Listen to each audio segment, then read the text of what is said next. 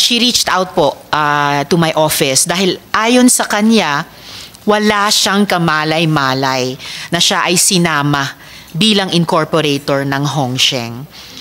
Ms. Merly Joy Manalo Castro. March of this year, 2024, nagkaroon ng malaking raid. Nakita natin kung gaano kalaki yung Pogo Hub na ipinatayo sa Banban. Nakita rin natin na merong nangyaring human trafficking, merong nangyaring torture, merong nangyaring prostitution. At nakita rin natin may elemento rin ngayon ng mga pagpepeke ng ating identity at pagpepeke ng nationality. Gumagawa ng hindi magaganda at lumalalim na yung kanilang galamay.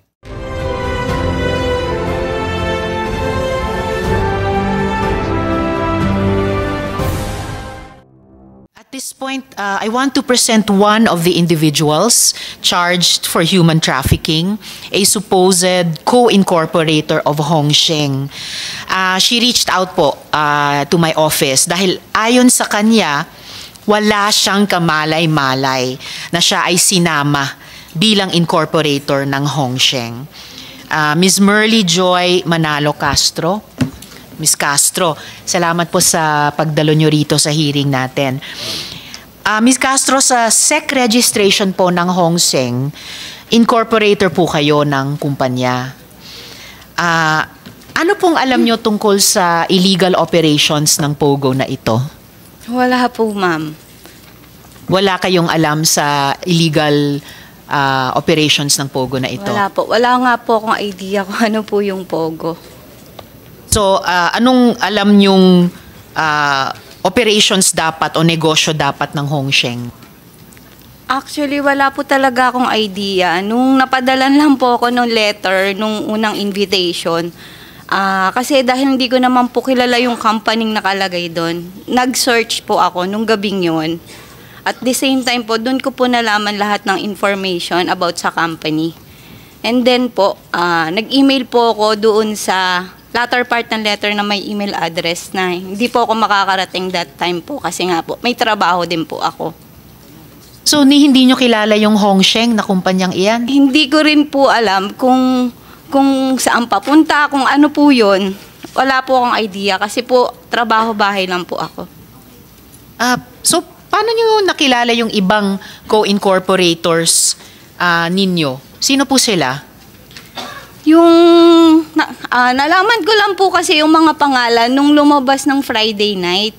Nakasama po ako dun sa list ng mga pinapasa po, nasa DOJ na. Which is sobrang takot ko po kasi wala talaga akong idea paano po ako nandoon.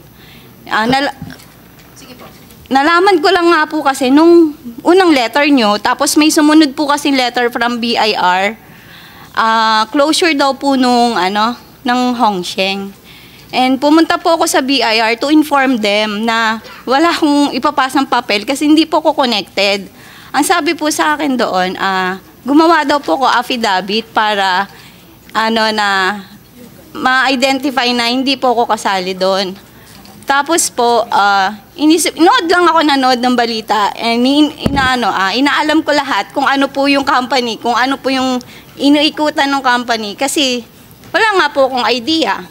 Katapos po nung yun na nga, nalaman ko na sa balita na meron daw 13 ganon-ganon, hinintay ko po talaga. Pinanood ko hanggang gabi.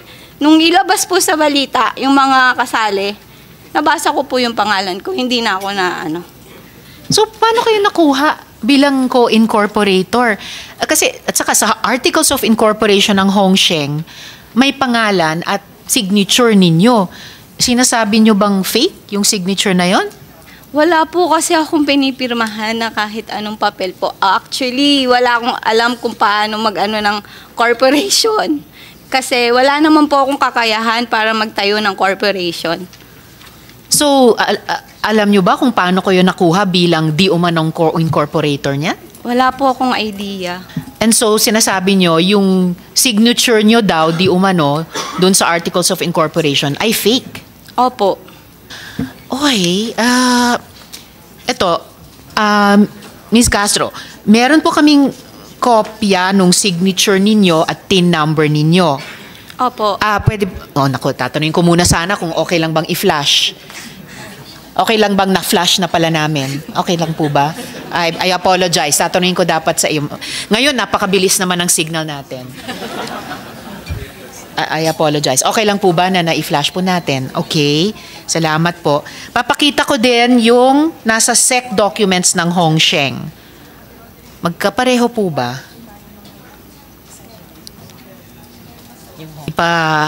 Kumpara ko lang sa inyo yung totoong signature nyo at saka yung lumalabas sa Hongsheng. So habang iniintay po natin yung pangalawang photo na yun, sino yung mga kasama ninyo di umano na co-incorporators?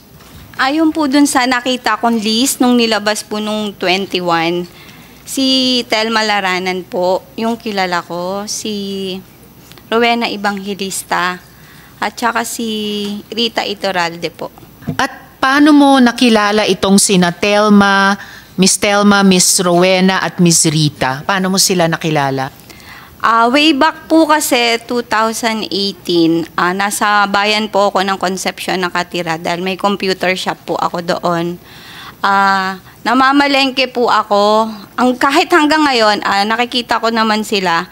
Si Rowena po, Evangelista, nagtitinda po yan ng gulay sa palengke. Owner po siya.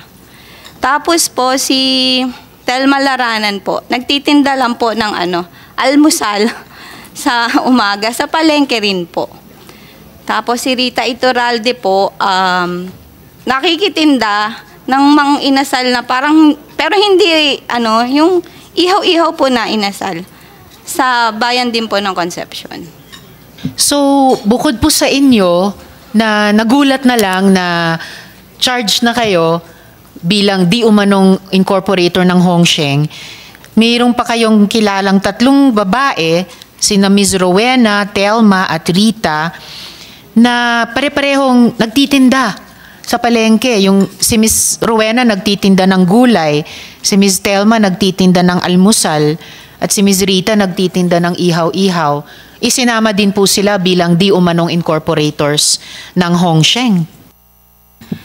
Actually, hindi po ako sure kung incorporator po sila. Nakita ko lang po kasi talaga yung pangalan nila nung 21, nung nilabas. Hindi ko po alam na kung incorporator nga po ba. Kasi yung sa akin lang po yung alam ko kasi nga po, yung dumating yung letter na incorporator po ako. Incorporator director.